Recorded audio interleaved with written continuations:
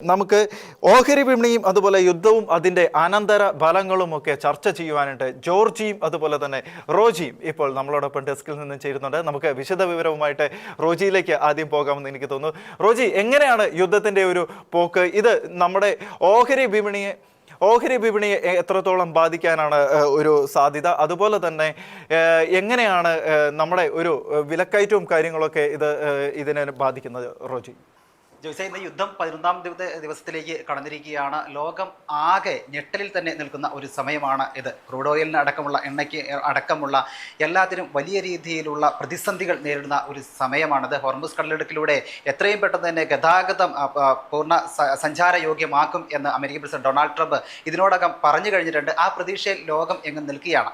ഇറാന്റെ പ്രധാനപ്പെട്ട ഒരു തന്ത്രം എന്ന് പറയുന്നത് കുവൈത്ത് അടക്കമുള്ള ഗൾഫ് രാജ്യങ്ങളിലേക്ക് ആക്രമണം അഴിച്ചുവിടുകയും മൊത്തത്തിൽ ഒരു അക്രമം അഴിച്ചുവിടുന്നതിലൂടെ മറ്റ് രാജ്യങ്ങളിൽ ഈ എണ്ണ പ്രതിസന്ധികൾ രൂക്ഷമാക്കുകയും ഇതിലൂടെ ഒരു സമാധാന ചർച്ചയ്ക്ക് മറ്റ് രാഷ്ട്രങ്ങളെല്ലാം തന്നെ വരികയും ചെയ്യുന്ന ഒരു പ്രതീക്ഷയോടു കൂടി തന്നെയാണ് ഇപ്പോൾ യുദ്ധം ഇങ്ങനെ കടുപ്പിച്ചിരിക്കുന്നത്. ഇതിനോടകം തന്നെ യുദ്ധം അടുത്ത ദിവസങ്ങൾക്കുള്ളിൽ തന്നെ നിൽക്കും, സമാധാനം വരും എന്ന ഒരു സൂചന നൽകി ട്രംപ് രംഗത്തെത്തിയിട്ടുണ്ട്. എന്നാൽ ഇതൊന്നും തീരുമാനിക്കേണ്ടത് അമേരിക്കയല്ല, ഇറാൻ തന്നെ ആണ് എന്നാണ് പറയുന്നത്. അതുകൊണ്ട് തന്നെ സമാധാനം എന്ന് പുനഃസ്ഥാപിക്കപ്പെടും എന്ന കാര്യത്തിൽ ലോകരാഷ്ട്രങ്ങൾക്കെല്ലാം തന്നെ അനിശ്ചിതത്തിൽ തുടരുന്ന ഒരു സമയം തന്നെയാണ്. എന്നാൽ നമുക്ക് ഇതിൻ്റെ കൂടുതൽ കാര്യങ്ങൾ അറിയേണ്ടതുണ്ട്. കാരണം അമേരിക്കൻ പ്രസിഡന്റ് ട്രംപ് പറയുകയാണ് സമാധാനം, അടുത്തത്തെ യുദ്ധം ഞങ്ങൾ നിർത്താൻ പോവുകയാണ് എന്ന് പറയുന്നു. ഇങ്ങനെ ഒരു സാഹചര്യം ലോകത്ത് ഉണ്ടാകുമ്പോൾ അങ്ങനെ യുദ്ധം പെട്ടെന്ന് നിൽക്കാനുള്ള സാധ്യത എത്രത്തോളം കൈപ്പിടിയിൽ എത്തുന്നതാണ് എന്നൊക്കെ നമുക്ക് വിശദമായി തന്നെ നോക്കേണ്ടതുണ്ട്. നമ്മുടെ കൂടെ ഇപ്പോൾ ജോർജി ചേരുന്നുണ്ട്. Good morning. ഇപ്പോൾ അറിയാലോ, ലോകത്ത് ആകെ ഒരു അരക്ഷിതാവസ്ഥ നിൽക്കുകയാണ്. യുദ്ധം എത്ര നാൾ മുന്നോട്ട് പോകുമെന്നറിയില്ല.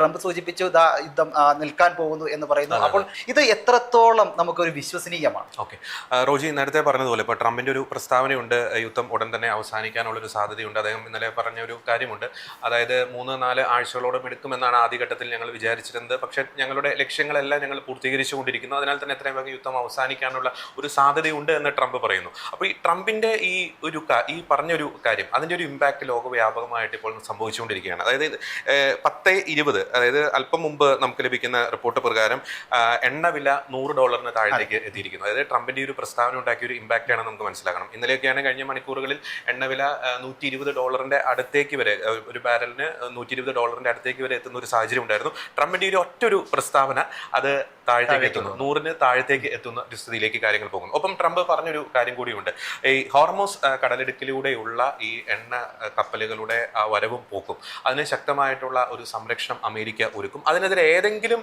തരത്തിൽ ഇറാൻ അതിനെതിരെ ഒരു നീക്കം നടത്തി കഴിഞ്ഞാൽ, ആ എണ്ണ കപ്പലുകളെ ആക്രമിക്കുന്ന രീതിയിലേക്ക് കാര്യങ്ങൾ പോയി കഴിഞ്ഞാൽ they will hit 20 times harder എന്നാണ് പറയുന്നത്. അതായത് ഇതുവരെ നടത്തിയ ആക്രമണത്തിന്റെ 20 ഇരട്ടി തീവ്രതയിൽ ശക്തമായിട്ടുള്ള ആക്രമണം ഇറാനെതിരെ അഴിച്ചുവിടുമെന്നാണ് അമേരിക്ക പറയുന്നത്. അപ്പൊ ട്രംപിന്റെ ഒരു വാചകമുണ്ട്, അതായത് അതേ യൂസ് ചെയ്തൊരു വാക്ക് ഇതാണ്, ഡെത്ത്, ഫയർ ആൻഡ് ഫ്യൂരി എന്നാണ് പറയുന്നത്. അതായത് തിരിച്ചു വരാനാകാത്ത വിധം ഇറാനെതിരെ അതിശക്തമായിട്ടുള്ള ആക്രമണം ഞങ്ങൾ അഴിച്ചുവിടുമെന്നാണ് ട്രംപ് പറയുന്നത്. ഇവിടെ നമ്മൾ ശ്രദ്ധിക്കേണ്ട ഒരു കാര്യം, ഈ ഒരു യുദ്ധത്തിൽ ഇസ്രായേലിന്റെ ഒരു ലക്ഷ്യം എന്ന് പറയുന്നത് അവരുടെ ഒരു നിലനിൽപ്പ് തന്നെയാണ്. കാരണം ഈ ഒരു മത ഭരണകൂടം, ഈ ഒരു റജീം ആയിട്ടുള്ള ഖമേനി എന്ന് പറയുന്ന ആ ഒരു മത ഭരണകൂടം, ആ തീവ്രവാദിയായിട്ടുള്ള ആ ഒരു നേതാവ് ഖമേനി ഭരണകൂടം ഇറാന്റെ തലപ്പത്ത് വന്നതിന് ശേഷം അവരുടെ പ്രഖ്യാപന ലക്ഷ്യം തന്നെയാണ് death to Israel, death to America എന്ന് പറയുന്നത്. അപ്പോൾ ഇസ്രായേലിനെ സംബന്ധിച്ചിടത്തോളം ഇറാനിൽ ആ ഒരു ഭരണകൂടം ഇല്ലായ്മ ചെയ്യപ്പെടുക എന്നത് അവരുടെ ഒരു നിലനിൽപ്പിന്റെ ഭാഗം തന്നെയാണ്. പക്ഷേ അമേരിക്കയെ സംബന്ധിച്ചിടത്തോളം റെജീം ചേഞ്ച് ആണ് എന്ന് അവർ പറയുന്നുണ്ട് എങ്കിൽ പോലും ഈ എണ്ണ വ്യാപാരത്തിൽ അവരുടെ ഒരു കണ്ണുണ്ടോ എന്ന് നമ്മൾ തീർച്ചയായും സംശയിക്കേണ്ടിയിരിക്കുന്നു. കാരണം നമ്മളിവിടെ നോക്കുമ്പോൾ പ്രധാനമായും ശ്രദ്ധിക്കേണ്ട ഒരു കാര്യമുണ്ട്,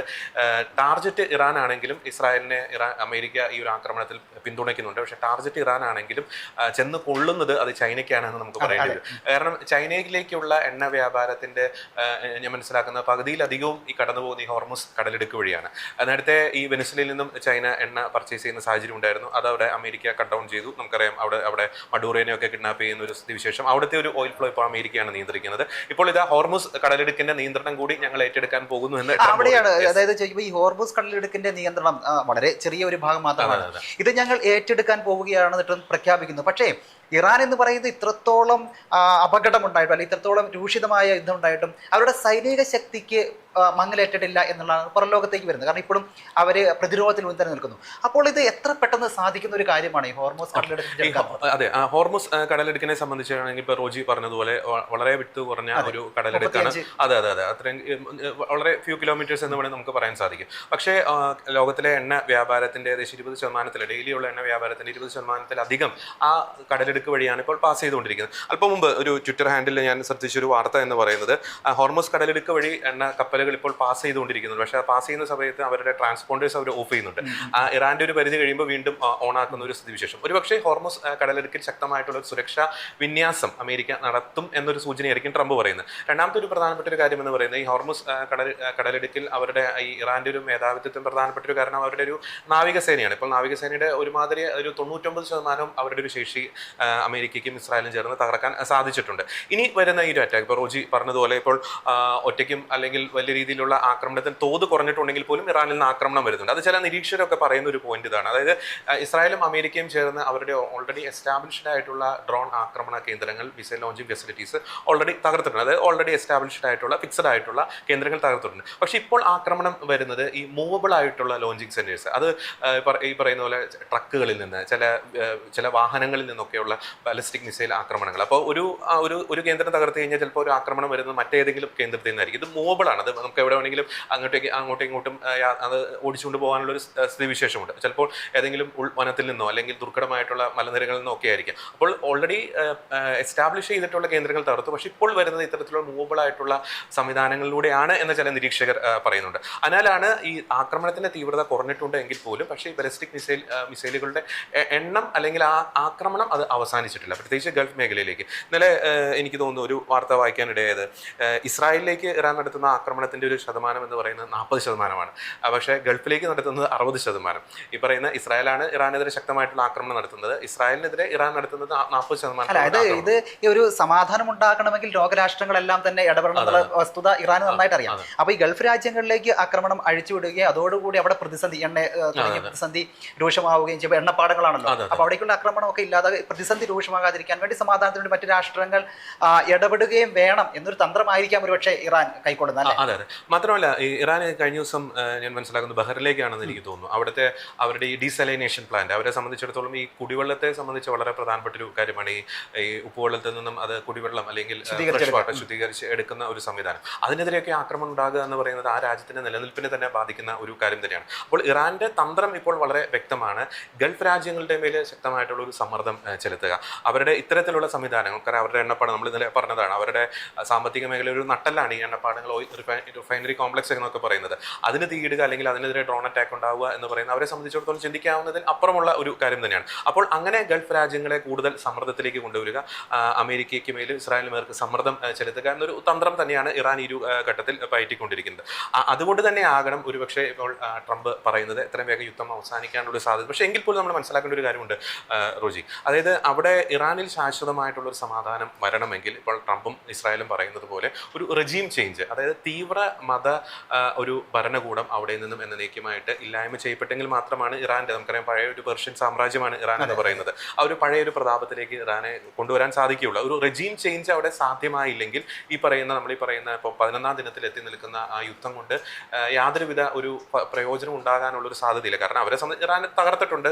ആയുധ സംഭരണശാലകളും ആയുധ കേന്ദ്രങ്ങളും മിസൈൽ സംഭരണശാലകളും ബാലിസ്റ്റിക് മിസൈൽ അതെല്ലാം തകർത്തിട്ടുണ്ട്. അതൊരു പക്ഷേ വർഷങ്ങളെടുത്ത് അവർക്ക് വീണ്ടും പുനഃസ്ഥാപിക്കാനുള്ള എല്ലാ സാധ്യതയും, റഷ്യ സപ്പോർട്ട് ചെയ്യാം, ചൈന സപ്പോർട്ട് ചെയ്യാം, അതിനുള്ള സാധ്യത. പക്ഷേ റെജീം ചേഞ്ച് അവിടെ ചേഞ്ച് എങ്ങനെ ഉണ്ടാകും എന്നുള്ളതാണ്. കാരണം ഇപ്പോൾ ട്രംപ് പറഞ്ഞു ഞങ്ങൾക്ക് പറ്റുന്ന ഒരാളെ, എല്ലാവർക്കും സമ്മതനായ ഒരാളെ നമുക്ക് അവിടെ ഭരണാധികാരി വെക്കാം എന്ന് പറയുന്നു. പക്ഷേ ഇതൊന്നും അംഗീകരിക്കാതെ ഇറാൻ മൊയ്തബ ഖമേനിയെ കൊണ്ടുപോയി അവിടെ അവിടുത്തെ പരമാധികാരി ആക്കുന്നു.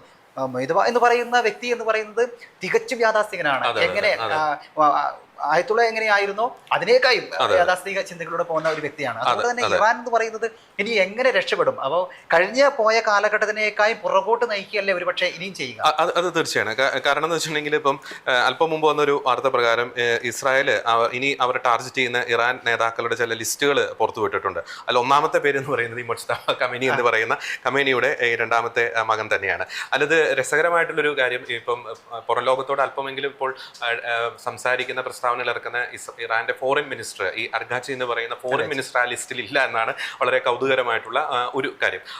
അതായത് ഈ പറയുന്ന ഒരു പക്ഷേ ഈ പല മാധ്യമങ്ങൾ റിപ്പോർട്ട് ചെയ്യുന്നത് ഈ ഫോറിൻ മിനിസ്റ്ററിനെ തലപ്പത്തേക്ക് കൊണ്ടുവരാനുള്ള ശ്രമങ്ങൾ അമേരിക്കയുടെ ഇസ്രായേലിന്റെ ഭാഗത്തു നിന്ന് ഉണ്ടാകുന്നു എന്നൊക്കെ പറയുന്നുണ്ട്. അപ്പോൾ വളരെ വ്യക്തമാണ് ഇപ്പോൾ ഇറാന്റെ ആ സുപ്രീം കൗൺസിൽ എടുത്തിരിക്കുന്ന ഒരു നീക്കം, അതായത് മുജ്തബ ഖമേനിയെ സുപ്രീം ലീഡർ ആക്കാനുള്ള ഒരു നീക്കം, അത് അമേരിക്കയ്ക്കും ഇസ്രായേലിനും ഒരു തരത്തിലുള്ള തൃപ്തിയും അത് സമ്മാനിച്ചിട്ടില്ല. കാരണം വീണ്ടും മറ്റൊരു കമ്പനി അവിടെ വന്നിരിക്കുന്നത്, മറ്റൊരു കമ്പനി എനിക്ക് തോന്നുന്നു നേരത്തെ നമ്മൾ ഇന്നലെ പറഞ്ഞതുപോലെ ഇപ്പോൾ നേരത്തെ ഇറാൻ ഭരിച്ച ഏകദേശം 89 മുതൽ 86 മുതൽ ഇറാൻ ഭരിച്ചുകൊണ്ടിരിക്കുന്ന കമ്പനിയേക്കാൾ ഇരട്ടി തീവ്ര നിലപാടുള്ള ഒരു വ്യക്തിയാണ് ഈ മുജ്തബ ഖമേനി എന്ന് പറയുന്നത്. നമ്മൾ പറഞ്ഞു 2022 ഹിജാബ് വിരുദ്ധ പ്രക്ഷോഭത്തെയൊക്കെ അതിക്രൂരമായിട്ട് അടിച്ചമർത്തിയ വ്യക്തിയാണ്. മാത്രമല്ല ഈ മുജ്തബ ഖമേനിയുടെ ഈ ഇലക്ഷന്റെ ആ റിസൾട്ട് അല്ലെങ്കിൽ തെരഞ്ഞെടുപ്പിന്റെ റിസൾട്ട് ഒക്കെ പുറത്തു വന്നപ്പോൾ ചില സ്ഥിരീകരിക്കാത്ത ചില വീഡിയോ ദൃശ്യങ്ങൾ ടെഹ്റാനിൽ നിന്ന് പുറത്തു വന്നിരുന്നു. അവിടുത്തെ ഈ ഫ്ലാറ്റുകളിൽ നിന്ന് സ്ത്രീകൾ ഡെത്ത് ടു മുജ്തബ ഖമേനി എന്ന്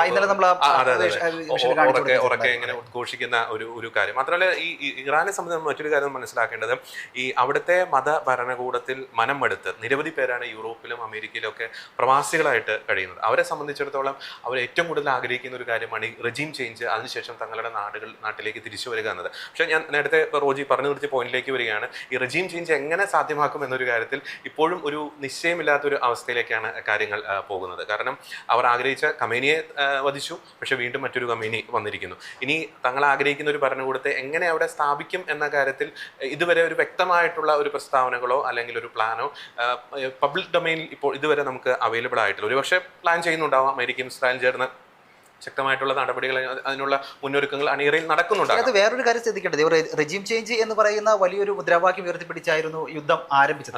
പെട്ടെന്ന് അവിടെ റെജീം ചേഞ്ച് ഇല്ലാതെ അമേരിക്ക യുദ്ധത്തിൽ നിന്ന് പിന്നോട്ട് പോവുകയാണ്, ഞങ്ങൾ ജയിച്ചു കഴിഞ്ഞു എന്നൊരു പ്രഖ്യാപനം നടത്തി പിന്നോട്ട് പോവുകയാണെങ്കിൽ അത് ലോകരാഷ്ട്രങ്ങൾ എത്രത്തോളം വിശ്വസിക്കും എന്നുള്ള കാര്യം സംശയം. അതെ, അത് വളരെ പ്രധാനപ്പെട്ട കാര്യമാണ്. അപ്പം നമ്മൾ പറഞ്ഞൊരു കാര്യമുണ്ട്, അതായത് ട്രംപ് പറയുന്നു യുദ്ധം എത്രയും വേഗം അവസാനിക്കുമെന്ന് പറയുന്നു. പക്ഷേ IRGC പറഞ്ഞൊരു കാര്യമുണ്ട്, ഞങ്ങളുടെ അവസാനത്തെ മിസൈലും തീരുന്നവരെ ഞങ്ങൾ യുദ്ധം തുടരും. അത് യുദ്ധം അവസാനിപ്പിക്കണം, തീരുമാനിക്കേണ്ടത് IRGC പറഞ്ഞു കഴിഞ്ഞിരിക്കുന്നു. അപ്പോൾ അവർ തന്നെ ഇപ്പോൾ റോജി പറഞ്ഞ കാര്യം ഈ IRGC തന്നെ പറയുകയുണ്ടായി, റെജീം ചേഞ്ച് എന്ന് പറഞ്ഞിട്ടാണ് ശക്തമായിട്ടുള്ള ഒരു ആക്രമണം അല്ലെങ്കിൽ യുദ്ധം ആരംഭിച്ചത്. തീർച്ചയായും അത്യന്താപേക്ഷിതമായിട്ടുള്ള ഒരു കാര്യം തന്നെയാണ്. പക്ഷേ റെജീം ചേഞ്ച് സംഭവിക്കാതെ യുദ്ധം എങ്ങനെ നിങ്ങൾക്ക് അവസാനിപ്പിക്കാൻ സാധിക്കുമെന്നാണ് ഈ IRGC ആ ടീമും ഒക്കെ ചോദിച്ചുകൊണ്ടിരിക്കുന്നത്. അപ്പോൾ അത് വളരെ പ്രധാനപ്പെട്ട ഒരു കാര്യമാണ്. എങ്ങനെ ഒരു റെജീം ചേഞ്ച് അവിടെ കൊണ്ടുവരാൻ സാധിക്കും എന്നത് ഇപ്പോഴും ഒരു ചോദ്യചിഹ്നമായിട്ട് അവശേഷിക്കും. പക്ഷേ എങ്കിൽ പോലും ഇറാന്റെ ഒരു സൈനിക ശേഷിയുടെ ഒരു 90% തകർക്കുവാൻ ഇസ്രായേലിനും അമേരിക്കയ്ക്കും സാധിച്ചിട്ടുണ്ട്. ഒപ്പം അവരുടെ ന്യൂക്ലിയർ സംവിധാനങ്ങൾ, ബാലിസ്റ്റിക് മിസൈൽ ഫെസിലിറ്റീസ് വർഷങ്ങളോളം ഒന്ന് പിന്നോട്ടടിക്കുവാൻ അവർക്ക് സാധിച്ചിട്ടുണ്ടെന്നത് വളരെ വ്യക്തമാണ്. പിന്നെ മാത്രമല്ല, ഇറാന്റെ ഈ സദേൺ പാർട്ടൊക്കെ നോക്കുമ്പോൾ അവിടെ വനമേഖലയാണ്, അവിടെ നിരവധി ഭൂഗർഭ ബങ്കറുകൾ ഉണ്ട് എന്നാണ് പറയപ്പെടുന്നത്. ഈ ബങ്കറുകൾ എവിടെ എന്നുള്ളത് പുറം ലോകത്തിന് അജ്ഞാതമായി തുടരുകയാണ്. അപ്പൊ ഇവരുടെ ആയുധശേഖരം എത്രത്തോളമാണ് എന്ന് പോലും ഒരു പക്ഷേ പുറം ലോകത്തേക്കുള്ള ആളുകൾക്ക് അറിഞ്ഞോണം എന്നില്ല. അത് ആ ഒരു ധൈര്യം കൂടി ഇറാനെ യുദ്ധത്തിൽ നിന്ന് പിന്മാറുന്നതിന് കാരണമാകുന്നുണ്ടോ എന്നുള്ളതാണ്. കാരണം മറ്റുള്ളവർക്ക് അറിയില്ല, ലോകരാഷ്ട്രങ്ങൾക്കൊന്നും ഇവരെന്താ ചെയ്യാൻ പോകുന്നത്, ഇവരുടെ ആയുധ ശേഖരം എത്രത്തോളം ഉണ്ട് എന്നൊന്നും അറിയത്തില്ലല്ലോ. പക്ഷേ അമേരിക്കയോ അല്ലെങ്കിൽ ഇസ്രായേലോ ഇന്ത്യയോ ഒക്കെ സംബന്ധിച്ച് പറയുകയാണെങ്കിൽ നമ്മൾ ഒരു ഓപ്പൺ അപ്പ് ആയിട്ട് നിൽക്കുന്നത് കൊണ്ടും ഇറാൻ അങ്ങനെ അല്ലാത്തത് കൊണ്ടും ഇവർ യുദ്ധം ഇത്രയും പെട്ടെന്ന് അവസാനിപ്പിക്കുന്നില്ല എന്ന് പറയുന്നതിന് കാരണമാകുന്നുണ്ടോ? ഓക്കെ, അതിനെ സംബന്ധിച്ച് ഒരു നിരീക്ഷണം കഴിഞ്ഞ ദിവസങ്ങളിൽ വന്നത് എത്രത്തോളം സ്ഥിരീകരിക്കാൻ പറ്റുമെന്ന് നമുക്ക് അറിയത്തില്ല. അതായത് പറയുന്നൊരു കാര്യം ഇതാണ്, അവർ ഈ ഒരു സിനാരിയോ മുൻകൂട്ടി കണ്ടിരുന്നതായിട്ട് പറയുന്നു. അതായത് അവരുടെ മെയിൻ ലീഡർഷിപ്പിനെ എല്ലാം വൈപ്പ് ഔട്ട് ചെയ്യപ്പെടുന്ന ഒരു സാഹചര്യത്തിൽ എന്ത് ചെയ്യണം എന്നത് അവരുടെ ഗ്രൗണ്ടിലുള്ള അവരുടെ ഈ ഫോഴ്സുകൾ അല്ലെങ്കിൽ ഗ്രൗണ്ടിലുള്ള സേനാംഗങ്ങൾക്ക് അല്ലെങ്കിൽ അവരുടെ ഗ്രൗണ്ടിലുള്ള കമാൻഡേഴ്സിന് ഓൾറെഡി നിർദ്ദേശം കൊടുത്തിട്ടുണ്ട്, ഇൻഡിപെൻഡന്റ് ആയിട്ട് വർക്ക് ചെയ്യുക. നമുക്കൊരു യുദ്ധം ഉണ്ടാകുമ്പോൾ ഒരു കോമൺ ഒരു പോയിന്റിൽ നിന്നാണ് അതിന്റെ നിർദ്ദേശങ്ങളും അതിന്റെ കമാൻഡ്സും ഒക്കെ വരുന്നത്. ഇപ്പോൾ ഓരോ കമാൻഡ് സെന്റേഴ്സും അല്ലെങ്കിൽ ഓരോ കേന്ദ്രങ്ങളും ഒരു ഇൻഡിപെൻഡന്റ് ഒരു സ്ഥലമായിട്ട് അങ്ങനെ പ്രവർത്തിച്ചുകൊണ്ടിരിക്കുന്നു. അവർ തന്നെ തീരുമാനങ്ങൾ എടുക്കുന്നു, അവർ തന്നെ തോന്നിയ പോലെ അതിന്റെ ഭാഗമായിട്ടായിരിക്കും ഒരുപക്ഷെ ഈ തുർക്കിയിലേക്കും ഈ പറയുന്ന അസർബൈജാനിലേക്കൊക്കെ മിസൈൽ വിടുന്നത്. ഇപ്പം ഇറാന്റെ ഫോറിൻ മിനിസ്റ്റർ തന്നെ പറയുന്നുണ്ട്, ഞങ്ങൾ ഇനി ഗൾഫ് ആക്രമിക്കില്ല, ഞങ്ങളല്ല തുർക്കിയിലേക്ക് അസർബൈജാനിലേക്ക് ആക്രമണം നടത്തിയതെന്ന് ഫോറിൻ മിനിസ്റ്റർ തന്നെ പറയുന്നുണ്ട്. പക്ഷേ IRGC അവരെ തിരുത്തുന്നുണ്ട്. അതിന്റെ വ്യക്തമായിട്ടൊരു സൂചന എന്ന് പറയുന്നത് അവരുടെ നേതൃത്വത്തിൽ തന്നെ ഒരു ഭിന്നത ഉടലെടുത്തിരിക്കുന്നു എന്നാണ്. അതായത് മിതവാദികളും എക്സ്ട്രീമിസ്റ്റുകളും തമ്മിൽ, മിതവാദികൾക്ക് ഈ യുദ്ധം അവസാനിപ്പിക്കണം, ഗൾഫ് രാജ്യങ്ങളിലേക്ക് ഒരു ആക്രമണം ഉണ്ടാകരുത്, തങ്ങളുടെ സുഹൃത്ത് രാജ്യങ്ങളിലേക്ക് തുർക്കി അസർബൈജാൻ പോലുള്ള മേഖലകളിലേക്ക് ആക്രമണം ഉണ്ടാകരുത് നടക്കരുതെന്ന് മിതവാദികൾ ആഗ്രഹിക്കുമ്പോൾ പോലും ഈ തീവ്രവാദികളായിട്ടുള്ള IRGC ലീഡേഴ്സ് അവരെ സംബന്ധിച്ചിടത്തോളം ഇതൊരു ഡു ഓർ ഡൈ ഒരു സിറ്റുവേഷനിലേക്കാണ്. അവരെ സംബന്ധിച്ചിടത്തോളം ഈ ഒരു യുദ്ധത്തിൽ മരണപ്പെട്ട് കഴിഞ്ഞാൽ അവരുടെ ഒരു തിയറി പ്രകാരമുള്ള ചില കാര്യങ്ങൾ അവർക്ക് ലഭിക്കുമെന്നത് അവർ ആ ഒരു സ്വപ്നമാണ് അവർ കണ്ടുകൊണ്ട് നിൽക്കുന്നത്. അതിനാൽ തന്നെ ഒരു ഇൻഡിപെൻഡന്റ് കേന്ദ്രങ്ങളായിട്ട് ഈ പറയുന്ന പല വ്യക്തികൾ പ്രവർത്തിക്കുന്നുണ്ട്. തോന്നുന്ന പോലെ മിസൈൽ അങ്ങോട്ടും ഇങ്ങോട്ടും ഡ്രോൺ. പ്രധാനപ്പെട്ട കാര്യം നമ്മളിപ്പോ സാധാരണ പറയാണ്ട് ഒരു വീട്ടിൽ 2 കഞ്ഞിക്കലം എന്ന് പറയുന്നത് പോലെ. അതുകൊണ്ട് തന്നെ ഇത് ആര് പറഞ്ഞാൽ കേൾക്കണം, എന്ത് ചെയ്യണമെന്നറിയാതെ ചെയ്യുന്നത് കൊണ്ട് തന്നെ ഒരു അരിഷ്ടതാവസ്ഥ അവരുടെ ഉള്ളിൽ തന്നെയുണ്ട്. ഉണ്ട്, അരക്ഷിതാവസ്ഥ ഉള്ളിൽ തന്നെയുണ്ട്. ഈ IRGC ആണ് ഈ പറയുന്നത് പോലെ എല്ലാ സമസ്ത മേഖലകളിൽ, ഇറാന്റെ സമസ്ത മേഖലകളിലും ശക്തമായിട്ടുള്ള സ്വാധീനം ചെലുത്തുന്നത്. അവരുടെ ഒരു മിലിറ്ററി ആയിക്കോട്ടെ അല്ലെങ്കിൽ അവരുടെ സായുധ വിഭാഗമായിക്കോട്ടെ IRGCയുടെ ഒരു നിയന്ത്രണത്തിൽ തന്നെയാണ്. പക്ഷെ അതിൽ തന്നെ ഇപ്പോൾ നമ്മൾ പറഞ്ഞതുപോലെ 2 വിഭാഗമായിട്ട് അത് മാറിയിരിക്കുന്നു. മിതവാദികൾ, എക്സ്ട്രീമിസ്റ്റുകൾ എന്നൊരു വിഭാഗമായിട്ട് അത് മാറിയിരിക്കുന്നു. IRGC ആണ് അവരുടെ മെയിൻ ഒരു സൈനിക സംവിധാനം എന്ന് പറയുന്നത്. അപ്പോൾ അത് വളരെ അപകടകരമായിട്ടുള്ളൊരു സൂചനയിലേക്കാണ് കാര്യങ്ങളെ കൊണ്ട് ചെന്നെത്തിക്കുന്നത്. IRGC ആണ് ഈ കാര്യങ്ങൾ തീരുമാനിക്കുന്നത്, എക്സ്ട്രീമിസ്റ്റുകൾ തന്നെയാണ് ഇനി കാര്യങ്ങൾ തീരുമാനിക്കുന്നത് എന്ന രീതിയിലേക്ക് കാര്യങ്ങൾ പോകുന്നത്. അപ്പോൾ ഇന്നലെ തന്നെയാണ് വീണ്ടും തുർക്കിയിലേക്ക് ഒരു ബാലിസ്റ്റിക് മിസൈൽ ആക്രമണം ഉണ്ടായിട്ടുണ്ട്. വീണ്ടും രണ്ടാമത്തെ ഒരു മിസൈൽ കൂടി അങ്ങോട്ടേക്ക് വിട്ടിട്ടുണ്ട്. കഴിഞ്ഞ ദിവസം ആദ്യത്തെ മിസൈൽ അറ്റാക്ക് ഉണ്ടായപ്പോൾ തുർക്കി പ്രസിഡന്റ് തയ്യിബ് എർദോഗൻ ശക്തമായിട്ടുള്ള മുന്നറിയിപ്പ് ഇറാന് കൊടുത്തതാണ്. ഇനി ഇത് ആവർത്തിച്ചാൽ ഇങ്ങനെയായിരിക്കില്ല കാര്യങ്ങളെന്ന് കൃത്യമായിട്ടും പറഞ്ഞതാണ്. വീണ്ടും ഒരു അറ്റാക്ക് ഉണ്ടായിരിക്കുന്നു. അതിനെ തുടർന്ന് ഇറാന്റെ ഫോറിൻ മിനിസ്റ്റർ അർഗാച്ചി അദ്ദേഹം ഈ തുർക്കി ഭരണകൂടമായിട്ട് ചർച്ച നടത്തുന്നുണ്ട്. അതിന്റെ അർത്ഥം എന്ന് പറയുന്നത് കാര്യങ്ങൾ ഇപ്പോൾ ഈ പറയുന്ന ഫോറിൻ മിനിസ്റ്ററിന്റെയോ അല്ലെങ്കിൽ മിതവാദികളുടെ നിയന്ത്രണത്തിലല്ല. ഗ്രൗണ്ട് ലെവലിൽ റിയാലിറ്റി മറ്റൊന്നാണ്. ഓരോരുത്തരും സ്വന്തം ഇഷ്ടപ്രകാരം സ്വന്തം ഒരു ചേതോവികാരം പോലെ മിസൈൽ വിടുന്നു, ഡ്രോൺ വിടുന്നു, അങ്ങനെ കാര്യങ്ങൾ പോകുന്നു. അപ്പോൾ UAE-ലേക്ക് പോലും ഇപ്പോൾ അല്പം മുമ്പ് 1 മണിക്കൂർ മുമ്പ് നമുക്ക് ലഭിക്കുന്ന റിപ്പോർട്ട് പ്രകാരം UAE-ലേക്കും ഒരു ഡ്രോൺ, ഒരു മിസൈൽ അറ്റാക്ക് ഇറാന്റെ ഭാഗത്തുനിന്ന് ഉണ്ടായിട്ടുണ്ട്. അപ്പോൾ ഒരു നാദനില്ല കളരിയായിട്ട് അപ്പോൾ നമ്മുടെ പോയിന്റിലേക്ക് വന്നു കഴിഞ്ഞാൽ ഇപ്പോൾ ട്രംപ് പറയുകയാണ് അടുത്ത ദിവസങ്ങളിൽ തന്നെ നമ്മൾ യുദ്ധം അവസാനിക്കാൻ പോവുകയാണ്, ഒരുപാട് മുന്നിലേക്ക് ഞങ്ങൾ എത്തിക്കഴിഞ്ഞു എന്ന് ട്രംപ് പറഞ്ഞിരിക്കുകയാണ്. ഇത് എത്രത്തോളം സാധ്യമാകും, അല്ലെങ്കിൽ ലോകത്തിന് യുദ്ധം പെട്ടെന്ന് നിൽക്കുക? കാരണം ഇന്ത്യക്കും കേരളത്തിനും അടക്കം വലിയ പ്രതിസന്ധിയിലേക്ക് പോയിക്കൊണ്ടിരിക്കുകയാണ്. ഇപ്പോൾ ഹോട്ടലൊക്കെ ഉപയോഗിക്കുന്ന ആളുകൾക്കറിയാം, ഇപ്പം പല ഹോട്ടലുകളും അടച്ചു തുടങ്ങി, പാചകവാദമില്ലാതെ പല ഹോട്ടലുകളും അടച്ചു തുടങ്ങുന്ന ഒരു സാഹചര്യം ഉണ്ടാകുന്നു. അപ്പോൾ വലിയ പ്രതിസന്ധിയിലേക്ക് പോകുന്നു. എത്രത്തോളം യുദ്ധം നിർത്താനുള്ള സന്നദ്ധത ഉണ്ടാകും എന്നാണ്, അല്ലെങ്കിൽ എത്രയും പെട്ടെന്ന് നിൽക്കും എന്നാണ് നമ്മൾ വിചാരിക്കുന്നത്? എനിക്ക് തോന്നുന്നു ഈ പറയുന്ന ആക്രമണം അത് ഒരുപക്ഷെ ദിവസങ്ങളോളം ചിലപ്പോൾ ആഴ്ചകളോളം കണ്ടിന്യൂ ചെയ്യാനുള്ള സാധ്യതയുണ്ട്. പക്ഷേ ഇവിടെ സംഭവിക്കാൻ സാധ്യതയുള്ള കാര്യം നമ്മൾ തുടക്കത്തിൽ പറഞ്ഞൊരു പോയിന്റ് ഉണ്ട്. ഹോർമൂസ് കടലെടുക്കിന്റെ ഒരു നിയന്ത്രണം ഏറ്റെടുത്ത് ഈ എണ്ണ വ്യാപാരത്തിന്റെ കാര്യത്തിൽ, എണ്ണ വിലയുടെ കാര്യത്തിൽ ശാശ്വതമായിട്ടുള്ളൊരു നടപടികൾ സ്വീകരിക്കുക. അത് സ്വീകരിച്ചു കഴിഞ്ഞാൽ തന്നെ ആ യുദ്ധം പശ്ചിമേഷ്യയിൽ മാത്രം എങ്ങനെ ഒതുങ്ങി നിൽക്കും. നമ്മൾ ഇന്നലെ പറഞ്ഞതുപോലെ അവിടെ മിസൈൽ വീഴുന്നത് പശ്ചിമേഷ്യയിലാണെങ്കിലും തീ കത്തുന്നത് ഇവിടെ മലയാളികളുടെ നെഞ്ചത്താണ്. ആ ഒരു സാഹചര്യം ഒഴിവാക്കാനായിരിക്കും ഒരുപക്ഷെ വളരെ അടിയന്തര പ്രാധാന്യത്തോടു കൂടി അമേരിക്ക നീങ്ങാനുള്ള ഒരു സാധ്യത. കാരണം ആ ഒരു സാഹചര്യം എണ്ണ വ്യാപാരവുമായി ബന്ധപ്പെട്ട് എണ്ണ കപ്പലുകളുടെ മൂവ്മെന്റുമായിട്ട് ബന്ധപ്പെട്ട ഒരു ശാശ്വതമായിട്ടുള്ള ഒരു ആ മൂവ്മെന്റ് കുറെ കൊണ്ട് സ്മൂത്ത് ചെയ്യുന്ന രീതിയിലുള്ള നീക്കങ്ങൾ ഉണ്ടായി കഴിഞ്ഞാൽ മറ്റു രാജ്യങ്ങളുടെ വിമർശനങ്ങൾ ഒഴിവാക്കാൻ പറ്റും. അതിനാൽ തന്നെ നീക്കത്തിനായിരിക്കും അമേരിക്ക ഒരു പ്രയോറിറ്റി കൊടുക്കുക. അതേസമയം തന്നെ പാരലായിട്ട് അങ്ങോട്ടേക്കുള്ള അതോടൊപ്പം തന്നെ മറ്റൊരു കാര്യം കൂടെ ചോദിക്കാൻ ആഗ്രഹിക്കുകയാണ്. സാധ്യതയായിരിക്കാം ഒരു പക്ഷേ നമുക്ക് മുന്നിൽ ഇനി വരും ദിവസങ്ങളിൽ സംഭവിക്കാൻ സാധ്യതയുള്ളൂ. റോജി, അതുപോലെ മറ്റൊരു കാര്യം കൂടെ ഞാൻ ചോദിക്കാനായിട്ട് ആഗ്രഹിക്കുകയാണ്. അതായത് നമുക്കറിയാം തുർക്കിയിലേക്ക് ഇപ്പോൾ ഒരു അറ്റാക്ക് നടന്നതും ഇന്ന് നടന്നതും അതുപോലെ ഇതിനു മുൻപ് നടന്ന കാര്യങ്ങളൊക്കെ നമ്മൾ കണ്ടിട്ടുള്ളതാണ്. പക്ഷേ ഇന്നലെ മറ്റൊരു വാർത്ത വന്നിരുന്നു, തുർക്കി സൈപ്രസിലേക്ക് കൂടുതൽ വിമാനങ്ങൾ, യുദ്ധവിമാനങ്ങൾ അയക്കുന്നു എന്നുള്ള വാർത്ത വന്നിരുന്നു. അതുപോലെ സൈപ്രസിലേക്ക് ഫ്രഞ്ച് പ്രസിഡന്റ് ഇമാനുവൽ മാക്രോൺ ചെല്ലുന്നു എന്നുള്ളൊരു വാർത്ത വന്നിരുന്നു. ഗ്രീസിന്റെ പ്രതിനിധികൾ സൈപ്രസിലേക്ക് വരുന്നു എന്നുള്ളൊരു വാർത്തകൾ വന്നിരുന്നു. അതായത് സൈപ്രസിനൊരു സംരക്ഷണം ഒരുക്കുക എന്നുള്ള രീതിയിലേക്ക് കാര്യങ്ങൾ പോകുന്നു. അപ്പോൾ ശരിക്കും ഒരു നാറ്റോയുടെ ഒരു ഇടപെടൽ ഈ ഒരു യുദ്ധത്തിൽ ഉണ്ടാകുന്നുവെന്ന് നമുക്ക് പ്രതീക്ഷിക്കാൻ സാധിക്കുമോ?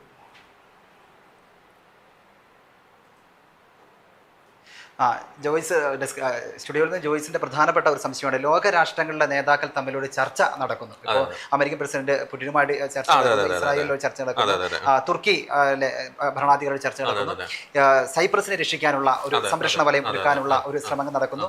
ഇത് എത്രത്തോളം പ്രായോഗിക തലങ്ങളിലേക്ക് എത്തും എന്നുള്ളതാണ് അതിന്റെ ഒരു വിശകലനം. അത് വളരെ കറക്റ്റാണ്. കാരണം യുദ്ധം എത്രയും വേഗം, നമ്മൾ പറഞ്ഞതുപോലെ യുദ്ധം എത്രയും വേഗം തന്നെ അവസാനിക്കണം എന്ന ആ ഒരു ചിന്ത തന്നെയാണ് ലോകരാജ്യത്തിലെ നേതാക്കൾ അത് പങ്കുവെക്കുന്നത്. അതിന്റെ ഭാഗമായിട്ടാണ് വെച്ചാണ് ഇന്നലെ വളരെ പ്രധാനപ്പെട്ട ഒരു ഫോൺ സംഭാഷണം നടന്നത്. അമേരിക്കൻ പ്രസിഡന്റ് ഡൊണാൾഡ് ട്രംപും റഷ്യൻ പ്രസിഡന്റ് വ്ളാഡിമിർ പുടിനുമായിട്ട് ബന്ധപ്പെട്ട ഒരു ഫോൺ സംഭാഷണം നടക്കുന്നുണ്ട്. അപ്പോൾ അത് റഷ്യൻ പ്രസിഡന്റ് ഈ ഒരു ആക്രമണത്തിലൊരു ആശങ്ക അറിയിക്കുന്നുണ്ട്.